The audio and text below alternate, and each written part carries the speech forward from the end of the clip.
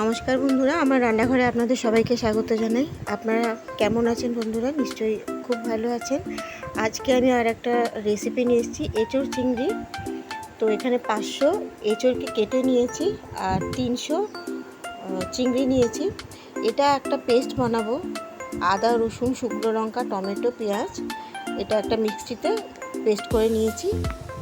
আর এদিকে এঁচোড়টাকে ভাজতে হবে, সর্ষের তেল দিয়ে দিলাম পরিমাণ মতো, একটু লাল লাল করে ভাজতে হবে। তো আমি এটা মাঝারি আঁচ করে একটু ভাজছি, একটু লাল লাল হবে। হয়ে গেছে, এটা নাবিয়ে রাখলাম। এবার ওই কড়াতেই আমি চিংড়িটা ভেজে নিচ্ছি। একটুখানি নুন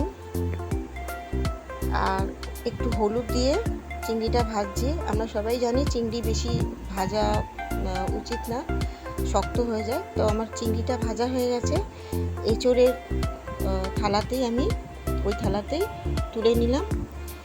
এইবার ওই কড়াটাতে একটু তেল দিয়ে জিরে গরম মশলা তেজপাতা দিয়ে একটুখানি নাড়াচাড়া করছি। এইবার একটা বড় সাইজের পেঁয়াজ দিয়ে দিচ্ছি কুচি করে, একটুখানি নুন দিলাম যাতে তাড়াতাড়ি এটা নরম হয়ে যায়।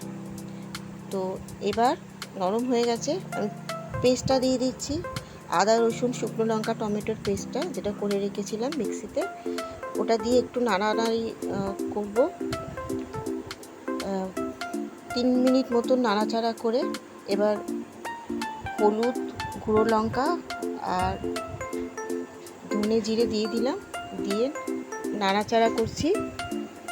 একটু জল দিয়ে দিলাম, ওই বাটিটা ধুয়ে, মশলার বাটিটা ধুয়ে জল দিয়ে দিলাম, দিয়ে আবারও 5 মিনিট মতন মাঝারি আছে আমি নাড়াচাড়া করে নিলাম।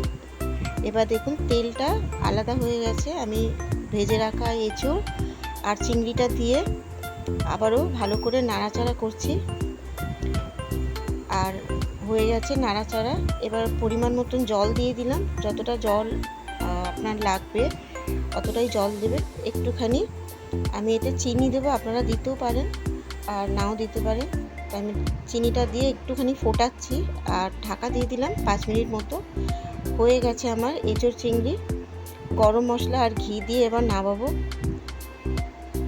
দিয়ে একটু 5 মিনিট মতন স্ট্যান্ডিং টাইমে ঢাকা রেখে দেব, তারপর আমি সার্ভ করব।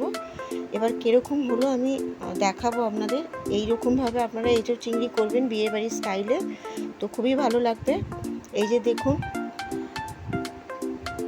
আপনাদের কেমন লাগলো এঁচোড় চিংড়ির রেসিপি? ভালো লাগলে কমেন্ট করবেন আর শেয়ার করে দেবেন বন্ধুদের মধ্যে। সাবস্ক্রাইব করতে ভুলবেন না।